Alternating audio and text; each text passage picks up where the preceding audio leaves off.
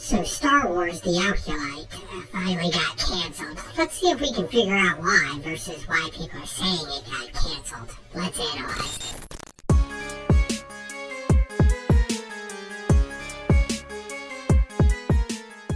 So here we go. From the beginning, everyone who saw Star Wars Celebration when the cast was interviewed for The Acolyte, everyone viewing this broadcast knew that it was dead on arrival. I remember how much smug energy Leslie Headland had as she walked down the runway. Just try to treat everything as if we're on RuPaul's Drag Race. That's kind of like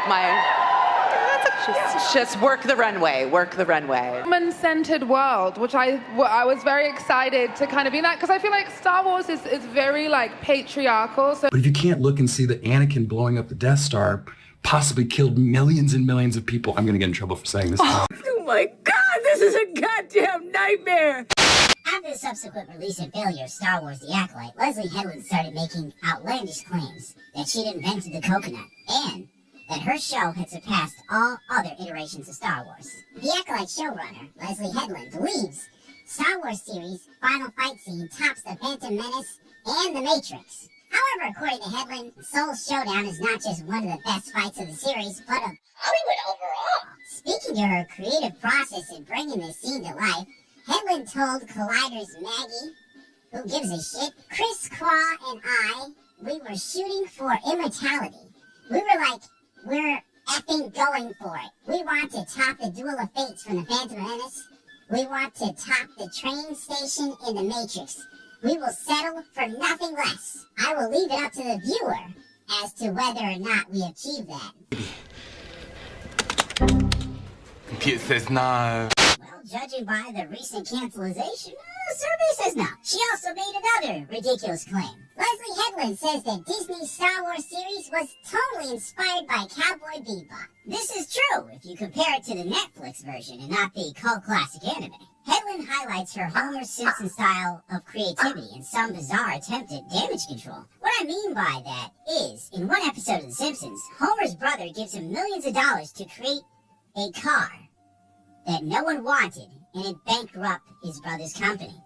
Disney gave Leslie Headland $200 million to create a fan fiction that copied ideas from so many other successful shows and movies that she ended up creating a mess, just like the Homer car. At this point, Leslie was going for broke. Was blowing Hulk Hogan kisses at the RNC, and it clearly warped her mind.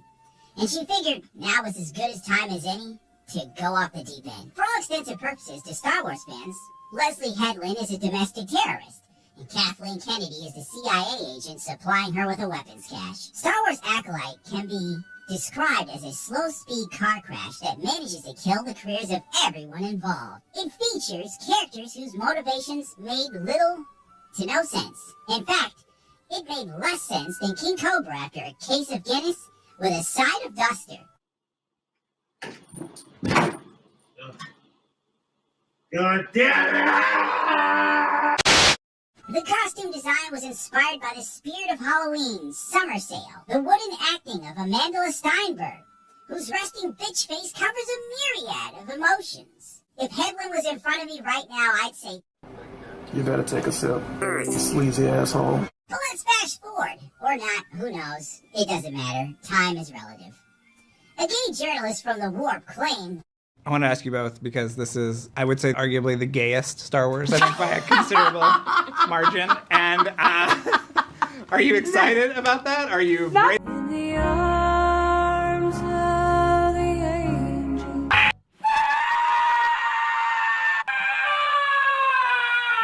In that moment, you could see in Leslie Headland's eyes, she knew it was over. She later tried to push back on that remark when the ratings started to tank, unfortunately to no avail. The Acolyte creator doesn't believe her new Star Wars show is queer with a capital Q. Leslie Headland, showrunner of the Jedi drama starring Amanda Steinberg, is proud to inspire LGBTQ fans, but says the story is being read in unintentional ways. It's too early in the morning here!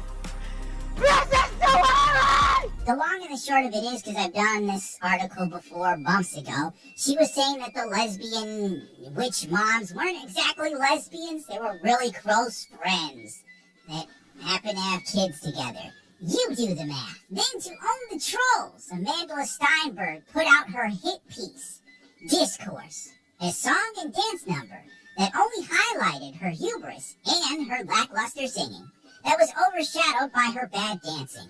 That's right, the Nepo baby living in a mansion with $1 billion corporation behind her was the revolutionary. I love her lack of energy. Go girl, give us nothing. I don't know. I got nothing for you, man. I just tell it like it is. If there was a hell, Star Wars fans were surely in it. How did we get here, I ask myself. Star Wars, like chivalry, is dead, and women killed it. Change my mind. Stop him! With so much focus on diversity and representation, someone should have remembered to come up with a coherent story. And that's coming from the man who wrote this. It was the Bud Light situation all over again, but in a galaxy far, far away. The only thing the Acolyte was missing was a walk-on role for Dylan Mulvaney. Needless to say, before I knew it, I was making fun of Star Wars again, hoping to make a little money to make up for all my bad spending choices. On August 19th, the Acolyte was canceled. And in an age of never-ending crushing defeats, this felt like a victory. To everyone except Kathleen Kennedy and the Disney adults crying on Twitter. The Acolyte being canceled is just another example of toxic internet hate. The show never got a chance to breathe, and half the people hating on it never even watched an episode. It's not my favorite Star Wars piece of content, but it certainly didn't deserve to be axed. Disney cares about profit, little dude, which the show didn't turn. It's not bigoted, it's just business. Now grow up. I'm really tired of sharing the franchise I love with toxic, misogynistic, immature racists, and constantly seeing them be catered to, even though the rest of us have been here all along, wanting new and fresh stories that connect deeply with us. Everyone who didn't like the Acolyte was a misogynist and a racist and a homophobe. These are the talking points of a distressed Twitter user having a tantrum. Star Wars hasn't catered to legacy fans since Disney took over. The last 10 years, Disney has tried and failed to turn Star Wars into a lifestyle brand, with heavy focus on trying to build a female fan base. If they were catering to the so-called toxic fans, we would have Luke Skywalker fighting Thrawn and not Ahsoka.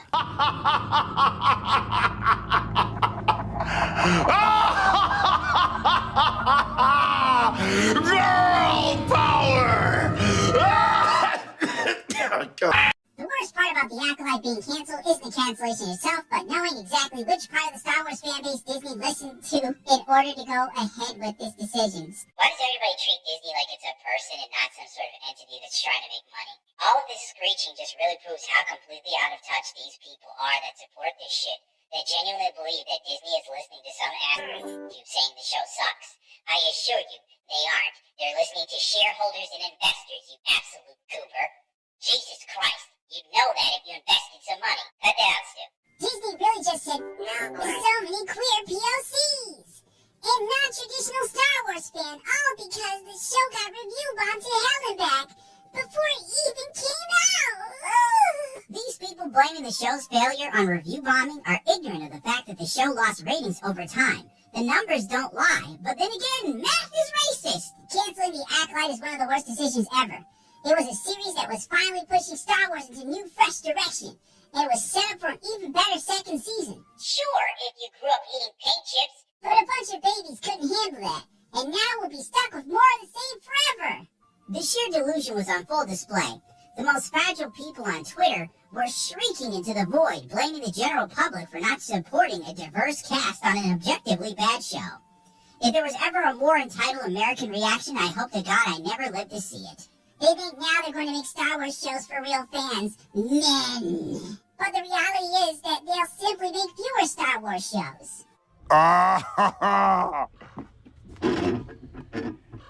Oh, that's hot. That's hot.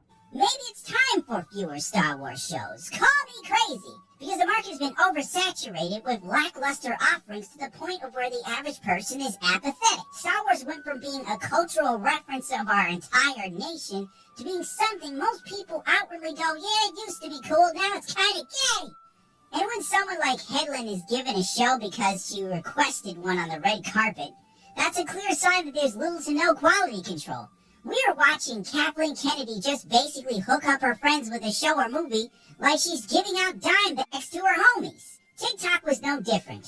The app used mostly by women to victimize themselves or to promote content was in full swing. So The Acolyte was canceled. It's definitely because incels didn't like two people of color holding hands. We're not gonna forget that. They've hit the second tower. It was set up to fail from the beginning. When The Acolyte was first announced as a female-run show with Leslie Headland at the helm, starring a black femme and a diverse cast of characters unlike we had seen in a Star Wars project before, the review bombers took to the internet before the show even had a chance to air. I understand that it got review bombed to an insane degree by so many people who were hating on it just because of what seemed like internal prejudice. I could not concentrate on what this old man was saying. TikTok is the perfect echo chamber of the mentally and emotionally stunted, where cognitive dissonance has become the default. Not to mention free-range man-hating. Fourth-wave feminism on this app has deteriorated into calling the average man an incel whenever and wherever possible, while claiming that any criticism or lack of support is based on racism or sexism. Go figure! Of course, opinion pieces were being posted at a rapid pace, calling the fanbase racist bigots, with no proof other than, take my word for it, I'm gay.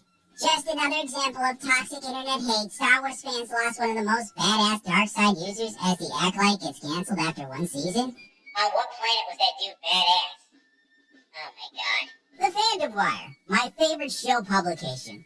They are essentially the Gestapo for Disney Star Wars promotion. Throughout its run, the Acolyte suffered a most insufferable fan hate across social media. The reason was not only because it lacked coherent storytelling, but more because of its increased dabbling with woke nature and challenging the established norms of George Lucas. Are you a homosexual?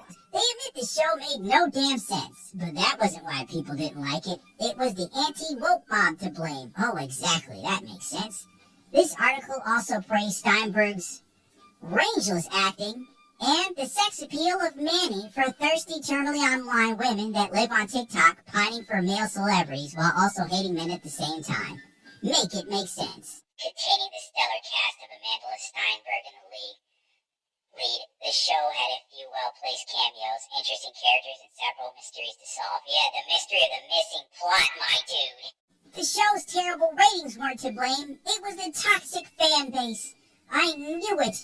I knew those Asian butt cheeks wouldn't lie. The Mary Sue, the biggest misandrous publication on the internet, never misses a chance to hate men and blame them for all the world's woes. Disney is happy to let the toxic dude bros win, I guess. But any kind of change brings a rush of the angry dude bros with their pitchforks. They never gave the series a chance. Through review bombing and hating on social media, these men made it impossible for anyone to talk about the series. Still, fans of the Acolyte remained positive and fought through the noise these guys are making. I'm not going to read this article again because it reads like a manifesto of a femcel blaming the existence of men on her being 40 pounds overweight, single, ugly, and mentally unstable. Stop him! The long and the short of it is, in this article, the dude bros and YouTube got Acolyte canceled in some bizarre world where Disney cares what shitlords like me think. This article was more about the author's anger with popular YouTubers having a huge viewer base that agrees with them than anything else. It just read like a slight hit piece, constantly blaming the cultural zeitgeist on YouTube for all the woes of a show that just really wasn't any good. And there is no other way to put it. The Acolyte getting canceled is another win for toxic fans. It's funny, my bank account isn't any bigger. Where's my win? Stop me if you heard this one before. Star Wars delivered a bold new entry that asked tough questions about the franchise, only for toxic fans to freak the hell out, make a lot of noise, and get what they think they want. We watched it happen with The Last Jedi. Oh my god, that was so bad. Leading to the milquetoast turd known as The Rise of Skywalker. Oh, so now The Rise of Skywalker is bad. I remember when it came out, everyone who said it was bad was toxic and hated women. And now, history is repeating itself with The Acolyte. On Monday night, Lucasfilms will officially confirm Season 2 is dead in the water, making The Acolyte the first Star Wars / Marvel series to get canned on Disney Plus without getting too into... Wait, what about Willow? Willow came out, and then it got memory hole. This has happened before. Oh, but the difference is Willow didn't have a hot naked Asian dude and a black woman holding hands. That was too far for the bigots. By this point, my brain started to melt and I could see Mickey Mouse caving in on himself like a dying star. It was clear the mainstream media had a narrative, and that narrative was toxic fans. by lizard people and Disney shows into believing The Acolyte was a great show somehow. This muddled mess of a show that made little to no sense from one episode to the next would have been a train wreck for season 2 because I'm sure it would have retconned itself within 2 episodes. It's clear the support it had on social media was from progressives who wanted to champion a diverse show for social media points. There was no greater proof of that than the fact that Disney removed all the Acolyte merch from the store as a clear sign that no one was buying it. If people really liked this, they would have bought something. Oh well. I guess we'll just have a few more days of people shrieking online and blaming YouTubers about this, but that's par for the course, just like they did with Batgirl. They all love these shows so much that they forget to watch them. Well, that's gonna wrap this one up, and this is where I would normally ask if you watched Acolyte, Star Wars. But the truth is, it doesn't really matter at this point, seeing as it was cancelled. So I'm just gonna tie this one up with, I'm Blink AI, your comic book community host, and thank you for watching.